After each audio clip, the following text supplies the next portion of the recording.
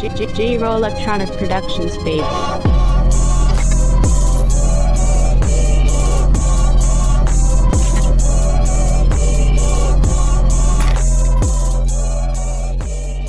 Welcome to DEMOCREPUBLIX, where we cover the real news that matters to we the people. Before we get started, you can support this channel by clicking the like button, subscribe and click the alarm bell for new content and for notification when we go live. You can also purchase the new Let's Go Brandon t-shirts at tinyurl.com/DRN-shirts or click the link in the description. Now Biden defends migrant compensation payments he called garbage 3 days ago, says families separated at border deserve some kind of compensation, but has no idea if it will be as much as $450,000. President Joe Biden vigorously defended a plan to send payments to families separated at the southern border Saturday, days after calling a report that the payments were as much as $450,000 garbage. Biden was speaking at a press conference touting the passage of the $1.2 trillion bipartisan infrastructure bill when he was asked about the payments. Fox News' David Spunt asked, "You said last week that this report about migrant families at the border getting payments was garbage." Biden interrupted, "No, I didn't say that. Let's get it straight. You said everybody coming across the border gets $450,000.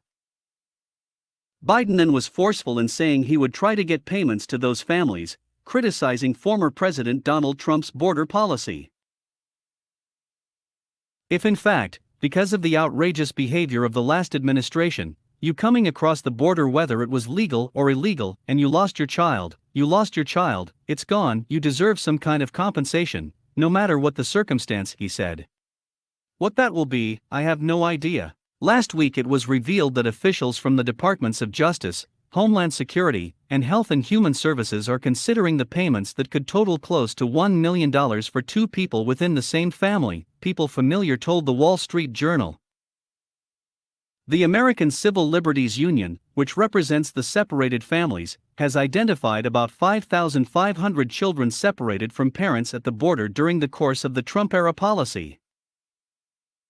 Former President Trump's administration enacted the policy in April 2018 and withdrew it 2 months later after much controversy in June.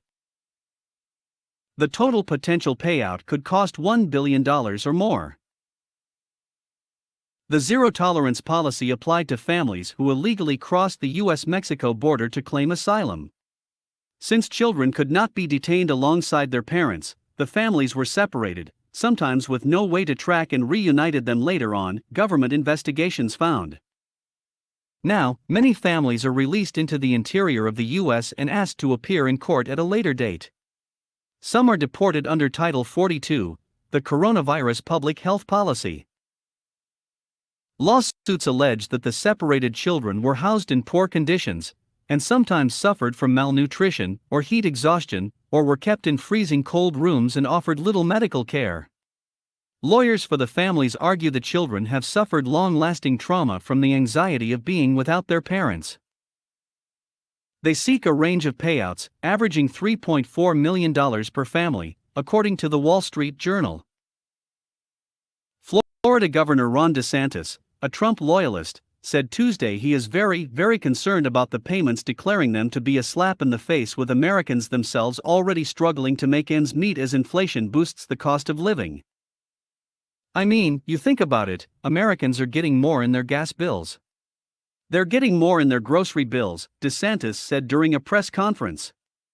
You've had all kinds of really bad policies throughout our country that have limited freedom.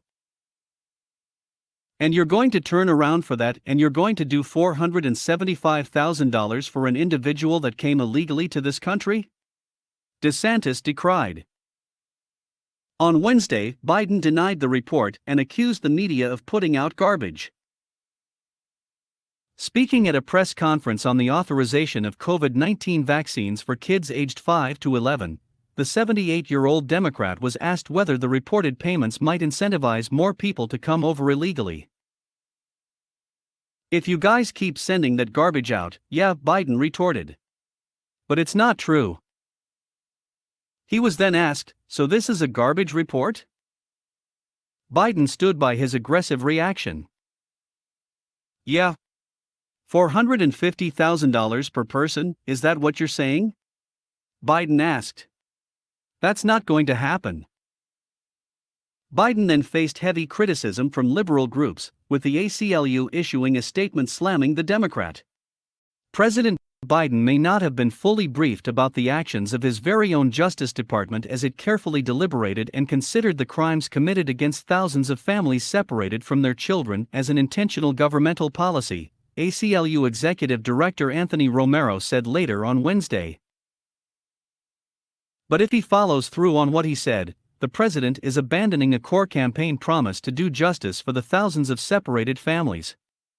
We respectfully remind President Biden that he called these actions criminal in a debate with then-President Trump, and campaigned on remedying and rectifying the lawlessness of the Trump administration. We call on President Biden to right the wrongs of this national tragedy. The saga continued into Thursday, when White House Principal Deputy Press Secretary Karine Jean-Pierre said that President Biden is perfectly comfortable with cash payouts to migrant families separated at the border, but insisted the settlements won't be as high as $450,000. Jean-Pierre, standing in for Jen Psaki after her COVID diagnosis, responded by saying that settlements were happening, and he was responding to the claim that they could be close to $500,000. If it saves taxpayer dollars and puts the disastrous history of the previous administration's use of zero tolerance in family separation behind us, the president is perfectly comfortable with the Department of Justice settling with the individuals and families who are currently in litigation with the U.S. government, she said. She wouldn't specify the amount the Biden administration would spend in the settlements and referred all other questions to the Department of Justice. The disputed financial offerings have been heavily criticized by Republicans, who unveiled legislation on Thursday aimed at blocking the payments. The lawmakers are led by Representative Tom McClintock of California, the ranking member of the House Judiciary Subcommittee on Immigration and Citizenship. He said the reported plan adds insult to injury amid a months-long border crisis. McClintock is introducing the bill, the Illegal Immigration Payoff Prohibition Act, and it will be co-sponsored by 137 of his GOP colleagues, including House Minority Leader Kevin McCarthy of California and Representative Jim Jordan of Ohio, Fox reports. It's the first widespread effort by Republicans to stop a reported plan to pay $450,000 per person or up to $1 million per family for migrants who crossed the border illegally and were separated under Donald Trump's zero-tolerance policy. GOP lawmakers have vehemently attacked the proposal, comparing it to giving money to someone breaking into your home. It's meant to amend the U.S. Attorney General's power to hand out financial settlements. If passed, Biden's Attorney General Merrick Garland would be blocked from making payments to undocumented migrants that are directly linked to them running afoul of immigration laws, including entering the country illegally. Paying illegal immigrants $450,000 apiece as an apology for Trump's decision to enforce our immigration law adds insult to injury. Congress has the power of the purse, and that's why we must act today to stop this outrageous plan in its tracks. Lawyers for both the families and the government have said that they are working on settlements and hope to be finished by the end of November. But some government lawyers are outraged at the payments under discussion, which they view as excessive for people who knowingly broke the law by crossing the border. One government lawyer threatened to remove his name from the case in protest of the potential settlement offer. One government attorney said that the payouts could amount to more than the government paid to the families of 9/11 victims and Gold Star families. Another disputed that comparison, as the U.S. government had not been directly responsible for the 9/11 attack. Payouts averaged $2 million, tax-free, per family. So far, 45 House Republicans, including House Minority Whip Steve Scalise, GOP Caucus Chair Representative Elise Stefanik and Representative Dan Crenshaw, have put their name to a demanding answers from the Biden administration. Promising tens of thousands of dollars to those who unlawfully entered the United States would not only reward criminal behavior, but it would surely send a message to the world that our borders are open and our rule of law will not be enforced, the letter states.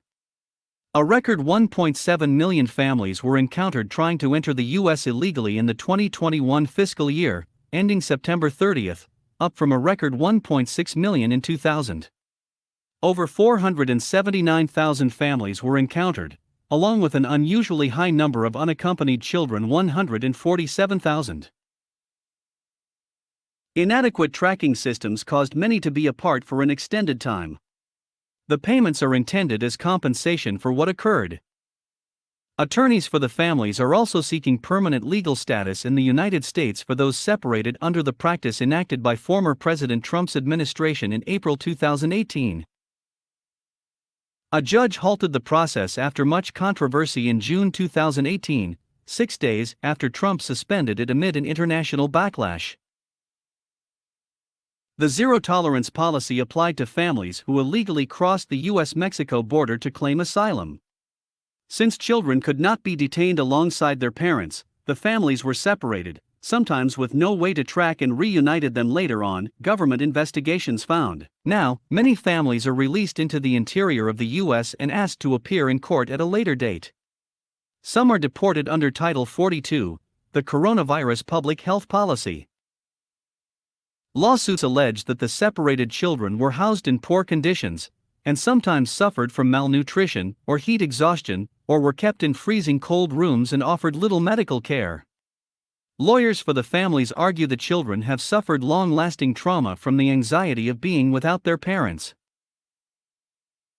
The Biden administration has repeatedly deemed the policy cruel and inhumane and promised to reunited families still separated. Earlier this month, Michelle Brain, head of the Family Reunification Task Force, said that the Biden team had only been able to reunite 52 of the over 1,000 families separated under the policy, who have not yet found each other.